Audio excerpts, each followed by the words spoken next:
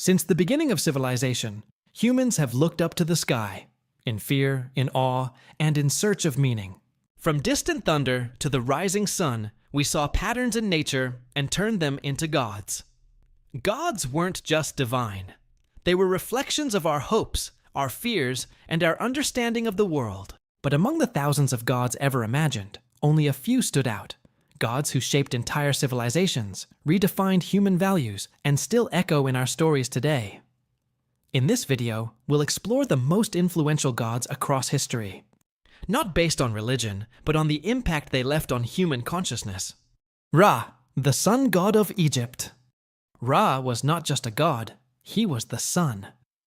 In the ancient Egyptian worldview, Ra rose every morning from the eastern horizon in his solar bark, bringing light to the world.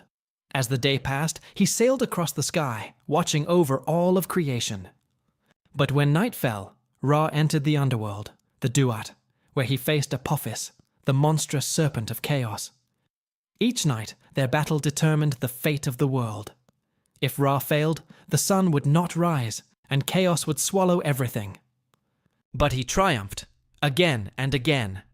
Every dawn was a sign that Ra had won, restoring balance and keeping the world alive. Ra was also the first divine king.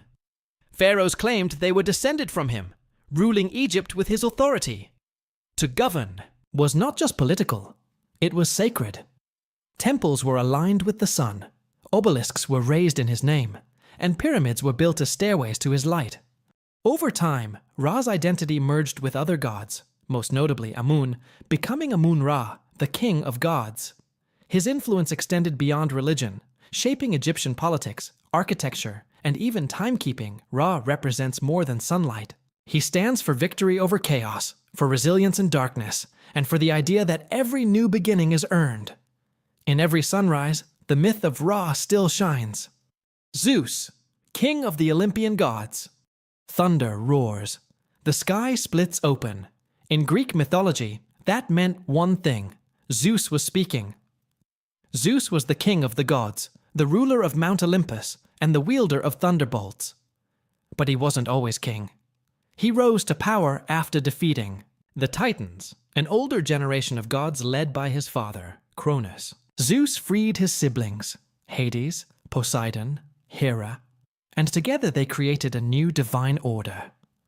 Zeus became the enforcer of justice, protector of oaths, and punisher of hubris, the arrogance of mortals and gods alike. His presence loomed, large, every storm, every flash of lightning. People believed Zeus was watching, judging, deciding.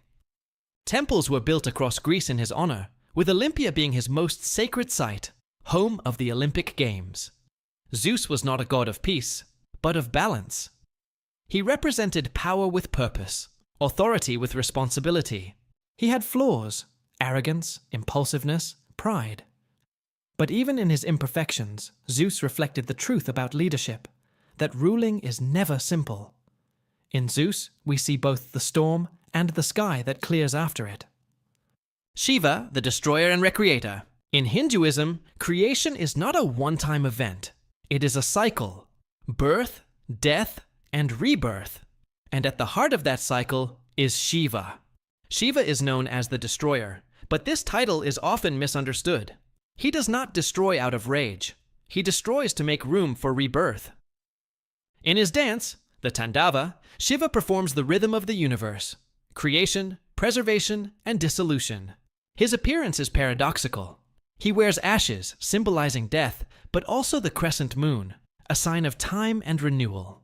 He sits in meditation, yet unleashes storms. He is peaceful and fierce, still and cosmic. Shiva lives on Mount Kailash, far from human civilization, reminding us that truth often lies beyond society's noise. Devotees worship Shiva not to avoid destruction, but to embrace transformation. To let go of ego, illusion, and fear. He teaches that from destruction comes purification, and from silence, clarity. Shiva is not just a god, he is a mirror. He forces us to face what must end, so that something new may begin. Odin is not a god of thunder or fire. He is a god of knowledge, sacrifice, and destiny. Known as the Allfather in Norse mythology, Odin ruled Asgard not with brute strength, but with wisdom earned through pain. He sacrificed one of his eyes at the Well of Mimir to gain the knowledge of the cosmos. He hung himself from Yggdrasil, the World Tree, for 9 days and nights, a symbolic death to discover the runes, the language of magic and fate. Odin is a wanderer, always searching, never resting. He disguises himself, walks among mortals, and listens more than he speaks. He is accompanied by 2 ravens, Hugin, thought, and Munin, memory, who fly across the world to bring him knowledge. Odin doesn't offer comfort. He offers truth, often cold, harsh, but necessary. He prepares for Ragnarok, the end of the world, not to stop it, but to meet it with honor. Odin teaches us that true wisdom requires loss, that to see clearly, we must be willing to give something up. In Odin, we see the burden of knowing, and the quiet courage it takes to carry it. In Japanese mythology, the sun is not ruled by a god, but by a goddess, Amaterasu.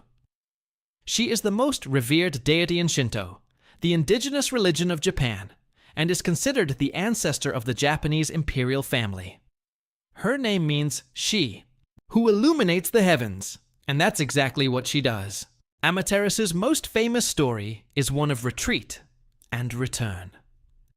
After a conflict with her brother Susanoo, she hid herself in a cave, plunging the world into darkness. The gods panicked, crops withered, chaos spread. So the other gods created a plan, a mirror, laughter, and dance to lure her out again. When Amaterasu finally emerged, the world was reborn in light. That myth isn't just a story, it's a message. That even the brightest among us can withdraw, and it is through joy, reflection, and community that we heal.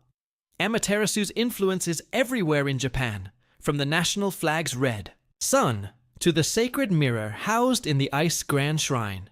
She represents dignity, renewal, and the quiet strength of feminine divinity.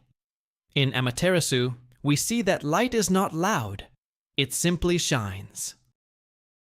In a world once filled with many gods, one voice declared, "I am the only one." That voice was Yahweh. Yahweh is the central figure in Judaism, and later became the foundational god of Christianity and Islam. Unlike other gods who ruled mountains or rivers, Yahweh claimed the universe. He existed beyond form, invisible, eternal, and absolute. Yahweh made covenants, not just commands. He formed relationships with humanity, with Abraham, Moses, and generations after. He was a God, of justice, but also of mercy, punishing sin, yet offering forgiveness. Yahweh's laws shaped entire societies. Ideas like all humans are created equal, and one day of rest trace back to his commandments. Over centuries, Yahweh transformed how humans saw morality, time, and purpose. His influence is not just spiritual, it is political, cultural, and personal. From sacred texts to legal systems, Yahweh's presence endures. Long before the rise of Rome, Egypt, or even Israel, a prophet in ancient Persia spoke of one supreme god, Ahura Mazda. In the religion of Zoroastrianism, Ahura Mazda is the uncreated creator, the source of all light, wisdom, and truth. Has no image, no form. He is pure consciousness, all-knowing, all-seeing, eternal. Ahura Mazda is locked in a cosmic battle with Angra Mainyu, the spirit of chaos, lies, and destruction. But unlike many mythologies, this battle is not fought with weapons. It is fought through choice. Every human, through thought, word, and action, contributes to the victory of light or the rise of darkness. Zoroaster taught that humans are not helpless. They are sacred, responsible, and capable of choosing good. This idea influenced Judaism, Christianity, and Islam, from angels and demons to Judgment Day and moral free will. Temples of fire were lit to symbolize inner purity, not sacrifice, but illumination. In Ahura Mazda, we see that the greatest power is not control, but truth, and the greatest war is not outside, but within. From sun gods to divine kings, from destroyers to protectors, these gods shaped not only civilizations, but the human spirit itself. Ra, Zeus, Shiva, Odin, Amaterasu, Yahweh, Ahura Mazda. Each of them still lives, in myths, in morals, in memory. These gods are not just legends, they are mirrors of how we see the world and of how we see ourselves. Which one lives in you?